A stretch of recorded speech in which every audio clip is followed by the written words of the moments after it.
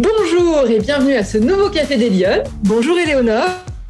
Bonjour Alexandra et bonjour à tous. Je suis ravie de vous accueillir dans ce Café des Lyonnes ce matin avec vous. Éléonore Meyer, alors vous êtes géographe de formation et finalement professionnelle de la communication. Oui, vous allez nous expliquer un petit peu tout ça. Vous avez étudié plein de choses, vous avez notamment créé un podcast, on y reviendra dans l'émission, et vous avez participé à une conférence TEDx, vous avez créé une conférence sur le thème du bureau, le design du bureau, le positionnement du bureau dans la cité. Voilà, tous ces sujets, moi, m'ont passionnée et j'ai eu vraiment envie de vous découvrir et donc d'inviter les Lyonnes à faire connaissance avec vous ce matin pour qu'on puisse un petit peu évoquer cette question de la place des femmes dans le débat public à travers votre parcours. Mais d'abord, Éléonore, première question, est-ce que vous êtes une femme engagée et ça veut dire quoi être une femme engagée ? Eh ben, avant de vous répondre, déjà, je vous remercie. Je suis très flattée de pouvoir parler de ce sujet de la place des femmes dans le débat public. Effectivement, vous l'avez cité, j'ai eu deux expériences de prise de parole qui m'ont beaucoup enrichie. On en reparlera. Mais qu'est-ce qu'une femme engagée ? J'espère être une femme engagée. Je pense être une femme engagée et pour Comment moi, ça se traduit alors ? Ça se traduit en étant fidèle à mes convictions. En fait, je me fais la promesse à moi-même d'être fidèle à mes convictions et d'oser les exprimer aussi. D'accord. C'est-à-dire quand j'ai une intuition sur un sujet, quand quelque chose me semble à améliorer ou quand il y a une situation qui se présente pour laquelle il me semble qu'on pourrait faire autrement, j'ose le dire et j'ose engager ma parole dans différentes situations. Donc c'est de cette manière-là que je m'engage. Et puis, je crois qu'à chaque fois que j'ai porté un projet, que ce soit le podcast, la conférence, les différentes entreprises dans lesquelles j'ai pu travailler, je suis toujours allée au bout aussi de ces projets-là. Donc, c'est une forme d'engagement aussi d'aller au bout de ce qu'on se met comme objectif. Bien finalement. sûr. C'est difficile de s'engager dans le débat public. Vous trouvez ça difficile ? C'est difficile parce qu'il faut quand même être formé. Ça, je l'ai appris avec notamment le CGDX, donc la conférence que j'ai menée l'été dernier. C'est important d'être formé parce que c'est un exercice qui n'est pas facile, la prise de parole. D'ailleurs, au début de la formation, on nous dit c'est ce qui fait le plus peur aux êtres humains, de parler devant un public. Oui, tout à fait. Donc oui, c'est difficile. Je pense que c'est difficile de prendre la parole devant un public. Après, je pense que c'est pas difficile quand on a des convictions d'oser les porter. Voilà. Donc, ce qui est difficile, c'est peut-être cette prise de parole publique. Après, je pense que quand on a vraiment un truc qui vient du fond, de l'intérieur, c'est pas si difficile de franchir ce cap. Et vous trouvez que les femmes, elles s'expriment suffisamment dans le débat public ? Parce que finalement, vous avez créé un podcast, On change. Oui. Qui était un petit peu la vocation, c'était déjà de se dire ça, de prendre la parole sur des sujets. Oui, le podcast, l'ambition du podcast, c'était de révéler des inconnus à la voix inspirante. Donc, c'était l'idée de dire, finalement, on a tous quelque chose à dire, hommes ou femmes, célèbres ou non, avec une profession, avec un rôle de management ou de direction ou pas. Donc, on se disait, finalement, tout le monde a quelque chose à apporter dans le débat public. Et tout le monde a apporté quelque chose qui permet de changer et d'améliorer les choses, évidemment. Donc, dans une vision positive. Et donc, oui, c'est la vocation, c'était ça. C'était de permettre d'ouvrir, finalement, un espace public de prise de parole. Donc, c'était tout à fait ça, la vocation du podcast. Ouais. Alors, aujourd'hui, vous êtes dirigeante d'entreprise. Vous avez créé votre entreprise de conseil en communication. Oui, j'ai fraîchement créé l'entreprise qui s'appelle Ajna, qui est une entreprise de conseil en communication dédiée aux projets et aux entrepreneurs engagés à améliorer le territoire. Donc, c'est un domaine assez particulier qui vient de mes études, on en a parlé de géographie, et de mon expérience en communication. Donc, la vocation d'Ajna, c'est vraiment d'aider les porteurs de projets, les dirigeants qui ont des projets qui touchent à la valorisation du territoire, à l'environnement, au respect de l'environnement et à la réhabilitation de patrimoine, à amener une nouvelle vision de la ville. On retrouve cette notion d'engagement déjà rien que dans le nom. Oui, c'est rigolo, ça revient. Oui, ça revient. Oui, j'ai besoin. En tout cas, je suis une femme engagée dans le sens aussi où j'ai besoin de porter des convictions.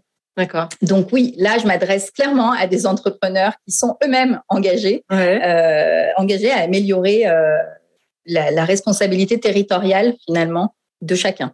Et là, on va revenir en arrière parce que ça m'interroge de savoir comment vous en êtes arrivé à faire tout ça. Mais juste que ça m'interpelle, mais quand vous étiez petite, vous vouliez faire quoi plus grande? C'était quoi votre rêve? Quand j'étais petite, je voulais être photographe. Donc c'était un petit peu aussi une manière de porter un regard sur le monde extérieur. Alors, ça passait par le visuel, mais j'ai toujours été attirée par le visuel. J'ai travaillé avec beaucoup de créatifs en agence de communication. J'ai toujours aimé travailler avec des créatifs. Voilà. Donc, c'était plus par le visuel à l'époque. Ensuite, j'ai fait un bac cinéma, donc j'étais toujours donc c'est bien vous avez poussé j'ai poussé le rêve à fond et puis je me suis embarquée dans des études de géographie. Donc j'ai toujours été attirée par le paysage, par l'environnement, mais l'environnement au sens ce qui nous entoure. Oui, c'est ça. Voilà, donc ça s'est traduit d'une autre manière, mais ça reste quand même un fil conducteur, ouais. Donc vous êtes arrivée dans des études de géographe. Tout à fait. À l'issue, du coup, vous avez alors, pendant ces études-là, je voulais m'orienter davantage vers l'aménagement du territoire. J'ai fait un stage au Grand Lyon à l'époque, très intéressant, sur l'aménagement du 3e arrondissement. Et puis, de fil en aiguille, j'ai terminé mes études sur la valorisation du patrimoine naturel et du patrimoine bâti. Donc, je me suis davantage orientée sur la valorisation de lieux. Plus que l'aménagement des lieux. D'accord. Et ce qui m'a conduit à la communication, tout simplement, c'est que le premier stage que j'ai décroché, c'était en tant que responsable communication d'un musée sur le développement durable en montagne. D'accord. Donc, j'étais très contente d'avoir décroché un stage parce que comme pour tous les étudiants, c'est un passage pas facile. Oui, et j'ai été ravie parce que c'était à la fois dans le domaine de la valorisation des Alpes et de la montagne. Donc, ça répondait tout à fait à mon envie de travailler sur les territoires. Et la communication, au départ, c'était pas vraiment ce que je cherchais, mais bon, je me suis dit pourquoi pas, il faut bien rentrer par une porte. Oui, ça c'est mais je ne pensais pas du tout rester dans cette voie-là. D'accord. À l'époque. Et finalement, ça vous a plu. Finalement, ça m'a plu et surtout, je me suis rendu compte que j'avais une facilité en fait à travailler sur ce métier de la communication. Alors à l'époque, j'étais dans un musée associatif, donc il fallait tout faire avec des bouts de ficelle. Donc je faisais les RP, les événements, je designais les flyers, je faisais les portes ouvertes, enfin tout. Et donc à la fois c'était génial parce que ça m'a permis de toucher à tout, de tout voir de la communication. Et puis je me suis rendu compte que c'est un moyen aussi de dire ce qu'on pense, en quoi on croit. Enfin finalement la communication c'est le meilleur moyen de communiquer ses convictions aux autres. Donc, et dans ce parcours, finalement, qui est-ce qui vous a poussé le plus? Est-ce que c'est des hommes qui vous ont encouragé? C'est des femmes? C'est une bonne question. Tout au long de mon parcours, j'ai fait beaucoup d'entreprises, j'ai beaucoup changé d'entreprise parce que quand je me sens plus alignée avec ce que je suis, j'ai toujours eu la facilité à changer de projet et à me dire je vais aller apporter mes convictions ailleurs. Et donc, dans ce parcours un petit peu fait de rencontres, d'opportunités, moi, je dirais que j'ai été encouragée autant par des hommes que par des femmes et découragée autant par des hommes que par des femmes. Ah, ça, c'est intéressant. Vous avez été découragée? On vous a découragée? Oui, bien sûr. J'ai rencontré des gens pas toujours bienveillants. J'ai fait des erreurs aussi, donc des relations humaines difficiles. Je pense que dans le travail, ce qu'il y a de plus difficile, ce sont les relations humaines, avec des hommes ou avec des femmes. Honnêtement, j'ai jamais rencontré plus de difficultés avec les uns ou les autres. Mais j'ai en tête des femmes exceptionnelles qui m'ont soutenue, qui m'ont influencée. Je peux en citer. Bien sûr, bien sûr. Je pense dans une de mes expériences en agence de communication, je pense à Marie Allègre, avec qui j'ai travaillé chez Caelia et chez Insign Communication, qui était ma manager, et qui m'a appris à mettre des rondeurs, qui me disait toujours « mets des rondeurs dans ton discours, tu es une femme de conviction, mais On peut pas aborder les choses toujours avec autant d'énergie et frontalement. Ouais. Ça m'a beaucoup servi. Son message, je l'ai en tête. Et c'est une lionne aussi. C'est une femme d'engagement. Donc, elle a tout de suite vu aussi en moi cette envie, cette énergie. Et elle a su la canaliser de par son expérience. Donc, je pense souvent à elle. Et puis, il y a d'autres femmes comme Sophie Deschlet-Troy, qui a été présidente du CJD à Lyon, qui est avocate, que j'aime beaucoup et qui m'a beaucoup inspirée parce que c'est une femme qui a réussi à être présidente d'un club économique avec tout le temps que ça demande, toute l'énergie qu'il faut. Et puis, ce sont souvent des clubs où il y a beaucoup d'hommes, donc il faut faire sa place. Donc voilà, c'est une personne que je côtoie régulièrement, que j'aime beaucoup et qui pour moi aussi. Ça veut dire que l'engagement, ça demande du temps. Ah, ça demande du temps. Ça demande de la formation, comme j'ai dit. Il faut quand même se former parce qu'on peut y aller un petit peu trop franchement ou justement trop timidement, pas avoir assez confiance en soi. Donc, ça demande une forme d'apprentissage. Et puis, ça demande du temps, forcément, ça demande du temps. Et vous, alors, votre moteur, parce que finalement, vous avez construit votre parcours autour de la communication. Mais du coup, vous êtes à un moment, vous avez eu envie de vous investir dans d'autres choses. Dans d'autres aspects de l'espace public, puisque vous avez été intégré au CJD, c'est ça ? Oui. Alors, racontez-nous comment ça s'est passé. Enfin, le CJD, comment d'un seul coup on ajoute des choses à sa palette ? Non, mais c'est vrai, c'est intéressant. Comment c'est venu ? C'est venu quand j'ai pris la direction générale de l'agence Sentis, donc il y a 7 ans. C'était la première fois que j'étais directrice d'une agence. Donc j'avais 31 ans. Et du coup, c'était un rôle à la fois pour lequel j'étais persuadée d'avoir les compétences et sans prétention, mais vraiment, je m'étais dit, tu es prête. Et à la fois, je savais l'importance d'être bien entourée du réseau. Et Claudine Pagon, qui est aussi une lionne, qui était chez InSign, m'a dit, tu prends un rôle important, je te conseille d'aller au CJD. Ce sont des entrepreneurs qui vont bien t'accompagner. Alors, expliquez-nous ce que ça veut dire. Donc, le CJD, c'est le Centre des jeunes dirigeants. C'est un club économique national qui est dédié à la formation du dirigeant. Donc, c'est un club dans lequel chaque mois, on a des conférences, on rencontre des professionnels sur différentes thématiques. Donc, ça nous permet d'avoir un apport un peu théorique qui nous enrichit, qui nous permet d'avancer. Et puis, tous les mois aussi, on choisit des commissions dans lesquelles on participe à des ateliers en petits groupes, activement, et sur des thématiques. Digitalisation de mon entreprise, prise de parole, management horizontal. Et c'est ouvert à tout le monde ou c'est Non, c'est un club pour lequel il faut postuler. Donc, on candidate et on est retenu sur un critère de présentation de sa motivation et de son rôle au sein de son entreprise. Donc, c'est ouvert principalement aux dirigeants. Il faut être dirigeant salarié ou dirigeant fondateur de son entreprise. Après, il n'y a pas de limite d'âge. On dit centre des jeunes dirigeants, mais jeune, c'est plutôt dans la fonction, dans l'idée de se former, plus que dans l'âge. Et ça veut dire, donc, du coup, vous veniez de prendre la responsabilité de l'agence et vous avez décidé de vous investir là-dedans. C'était pas trop compliqué de gérer les deux à la fois ? Alors, au tout début, j'étais investie en tant que jeune JD, donc jeune dirigeante. Et du coup, j'ai surtout pris. C'est-à-dire qu'on m'a surtout donné. J'ai appris. Ça me demandait un peu de temps, effectivement, mais c'était tout à fait correct, gérable. Et puis, avec la montée en puissance de mon rôle de directrice et mon investissement au CJD, parce que quand on s'investit dans ce genre de club économique, c'est très enrichissant, mais c'est très chronophage aussi. Et plus on y reste avec le temps, plus on a envie de s'y investir, évidemment, parce que c'est super intéressant. Donc voilà, on se laisse embarquer assez facilement.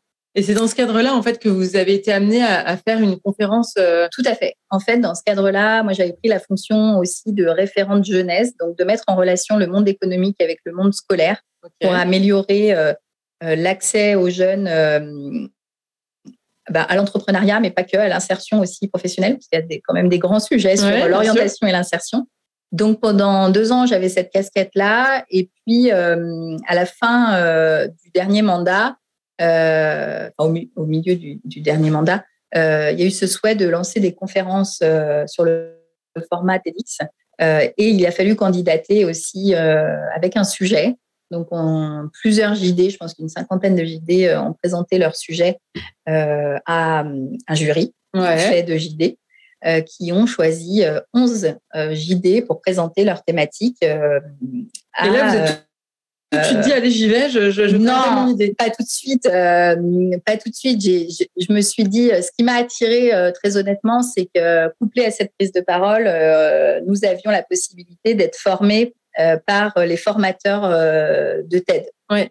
Donc, c'était une opportunité folle. Ouais, c'est-à-dire d'être sélectionnés dans les 10 qui allaient passer sur scène, ça voulait dire que pendant 1 an, nous allions suivre une formation à la prise de parole. Oui, parce que ce que les gens ne savent pas, c'est que toutes ces conférences, elles sont extrêmement préparées, et travaillées. Il y a beaucoup de boulot. Il y a énormément de boulot. On a travaillé pendant 1 année d'arrache-pied pour à la fois construire notre discours et le présenter.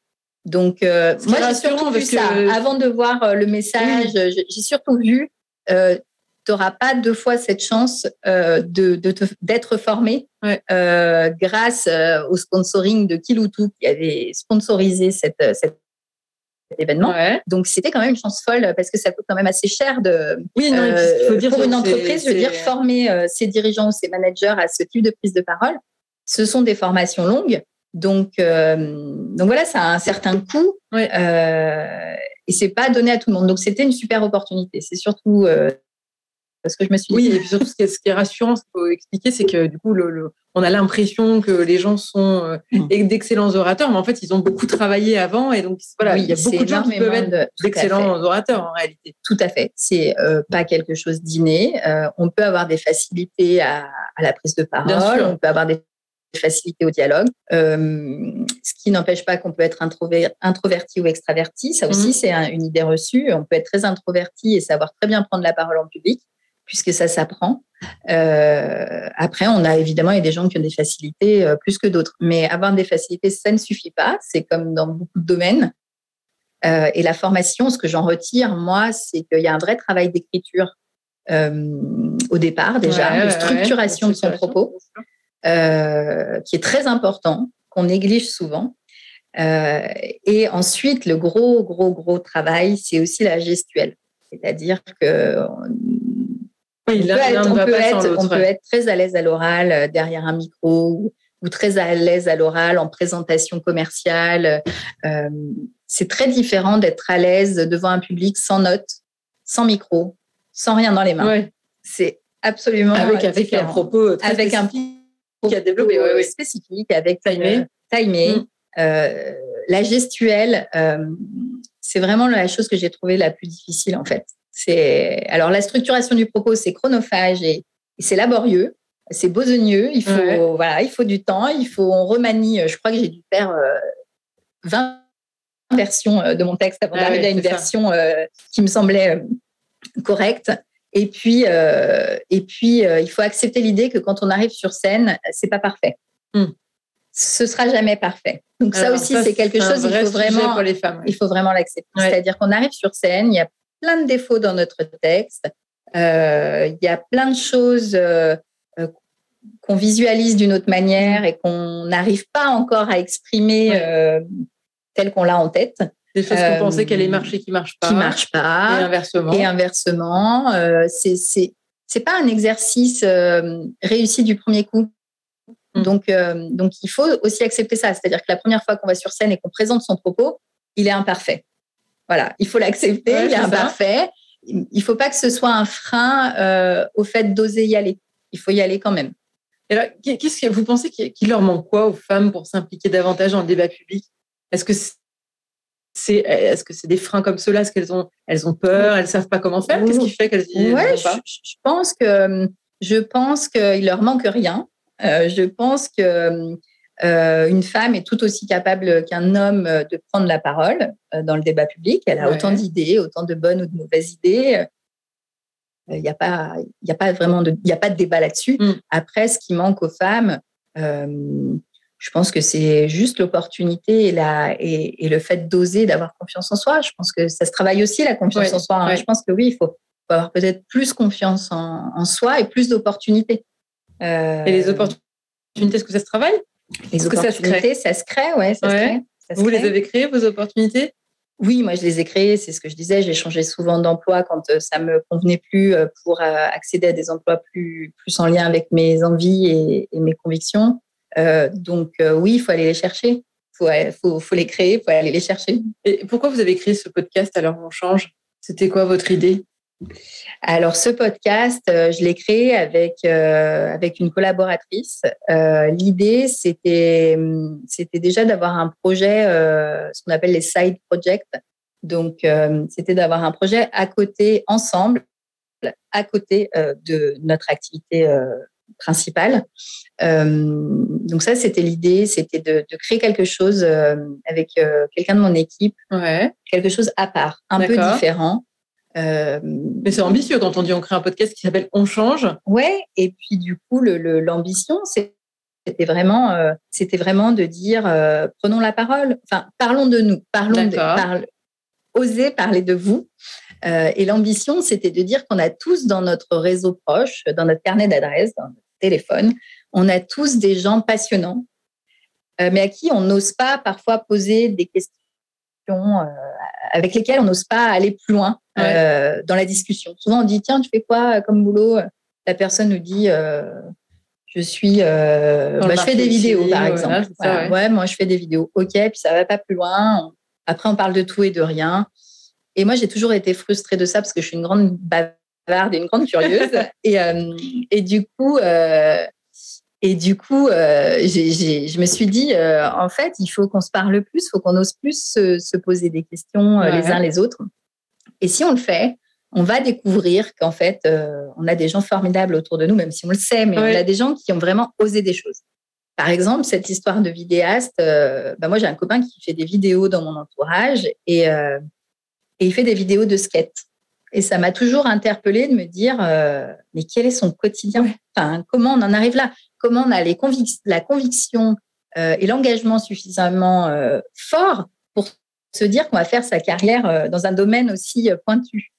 Et j'avais envie de l'entendre sur ça. Et en fait, dans cette discussion dans le podcast, on se rend compte que il fait des vidéos de skate, oui, mais il a aussi participé activement au réaménagement de la place de l'Hôtel de Ville à Lyon parce que c'est la place des skateurs et qui se sont engagés dans le débat public sur cette question-là. Donc, en fait, on se rend compte que quand on va au-delà de « tiens, c'est quoi ton quotidien ?» et que vraiment on dit mais pourquoi tu fais ça on se rend compte qu'autour de nous, on a des gens qui portent des messages très forts et qui ne s'en rendent pas compte. Il faut prendre le temps de les écouter. Il faut prendre le temps de les écouter. et ça prend du temps. Exactement. Tout à fait. Et alors, quel conseil vous donneriez, vous, aux femmes qui ont envie qui n'osent pas, qui auraient envie de s'impliquer, qui auraient envie peut-être de créer leur entreprise, qui auraient envie de prendre la parole sur des sujets?